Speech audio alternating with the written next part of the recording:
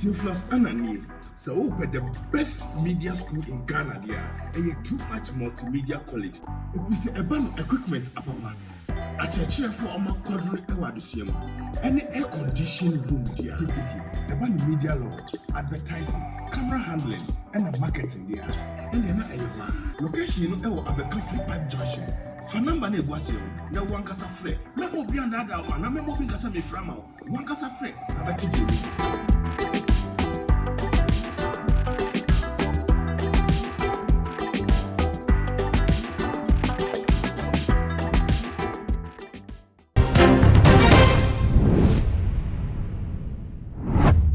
Belafo enenso me moakwaba edebatu machichi so na nyamishwa osabibra wojibre ese wadaje ehwe yem videos na ene afi December yesimu yi eye Christmas ejidifo nyina celebrate eye Yesu Kristo awoda na eno enam so se ne yenim no ewo December mu 31st eno enagidifo ahodo akọ bondom pemwa sorry ahodo mu ekoja afene kwan na yahye afefoforo ase enu nti enne afi ebia se ne ya asofo dodo na eye no obehu se bedu December no na ne ya fire krata no ya hyeda tworo na wo ya sense mu saa na ni nyina ye enkomhye ahodo a wasi nyame eye kire won a ebeba the following year enunti eye ya papa IGP dampare oda police dumakuo no ano ene ordinary disem aba abetudwa de ama eye asori ahodo a ewo oman Ghana mu ese afi 31st wo bedi sa afehye no won a wonkwa asori nyina bekwa kopiem ewo asori na sanso ene onim se asofo ahodo na anso de wonkomhye ebeba na enkomhye na wode ebeba no sebi ewo se wode nyansa eto ho emra no enti obi bia ekwan se ma ne enhyenkom anase ma onkwa asori na emom ne ebekoso fie empanic anase edi ohu edi ehye anase edi owuo ebeba betu obi so de enya de a afiwei wobema kwan amano asie na eno enam so ma wode wo press release aba abetuja eno nti mamenkenkan eye press release no emfa emawo. We want to caution that under Ghana law it is a crime for a person to publish or produce a statement, rumor or report which is likely to cause fear and alarm to the public or to disturb the public peace,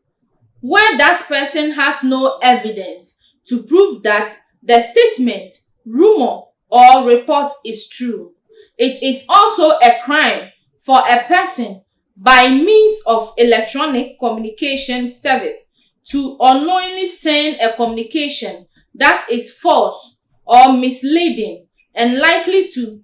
predict the effectiveness of life-saving services or to endanger the safety of any person. Eno any ensema wade eba tudwa na no eno woto aso a esan eka asem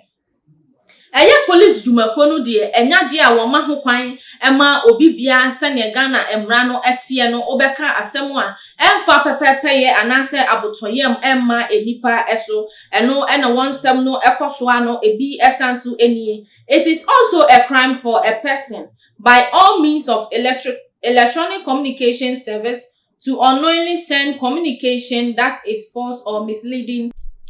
A person found guilty under these laws could be liable to a term of imprisonment of up to 5 years. Na etrese eye IGP anu di samwa odi abetudwa ama Ghana asofo enyina sorry ahodo a 31st night wodi wonsam ebeba abetudwa no ese obi biara obeka asemu a ede ohu ebeba obi anase emfa ekwan mu sane etie na oni enyina so obi a enu nti okasa asem no etia Ghana mra na no so emra ne chiwa wankwanko demukra enye emfie enum na wo bekwa akodi na enu ene beto odwa na Ghana fododo na ekase we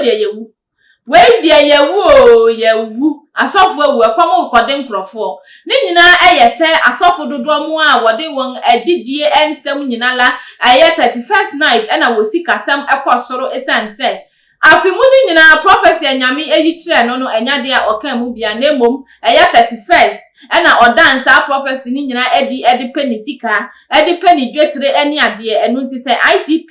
ede sa eba de na ne oye ahadwen na we nyina eyade a IGP eni akọ ho eye se Jesus ahofe enkom sha ode ebetu dwama ne koso fie panic nam so ema shata wale edi kopie mu ewo ankafo a ema omani ekọ ho se yenka na hanom no ekame ayese asofo ahodo na ena wonam enkom hye so edibo enkrofo hu ochena wubewu mehu se wanya kwanhia ene yesanko a enu nti enen wasese obehu obi hu eyikyire bia onu de nyame no Ghana ha enyina ye bia yesum nyame na ye nida nyame so uji Ghana firimu a unya kro bia na se oman bia nyame som ewo honom ankasa edi atrenchie ewo ho agese oman Ghana mu na emom obi ani se ne nigidie esi efa enu nti na akonya ne wo ho eye hunhum nsam de won woni ho bi na emom nyame yi kyina wono na yama wo evidence nso ede aka ho untimi meka obi hu nsam anase wonka asem bi ntu obi so a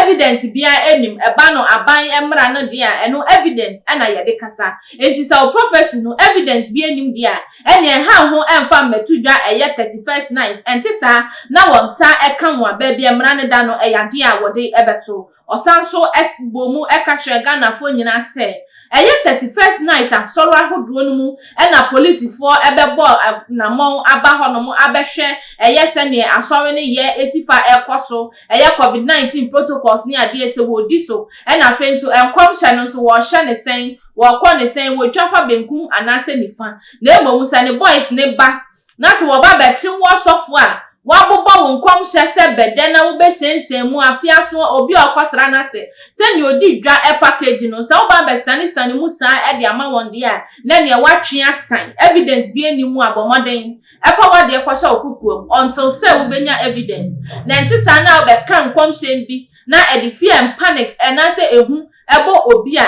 ene ye kyewa emfie num na wo bekọ akotwa we be obi a enim wadwenkyere efa ensem ewe ho fafa your comment section ase na like a video na share all the social media platform no eso media me just wa any Empress Ann ememe nyina ketwe bakope makra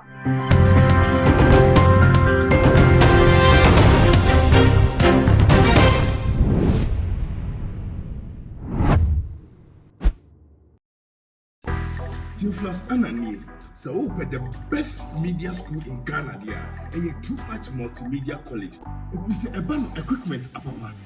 a church for a quadruple ewadisium, any air conditioned room there, about media law, advertising, camera handling, and a marketing there, and then a location in our Abercrombie Park Junction. Fanamba ne gwasio na wankasa frɛ na obi anda da wa na me mo bi kasa me frama wankasa frɛ abati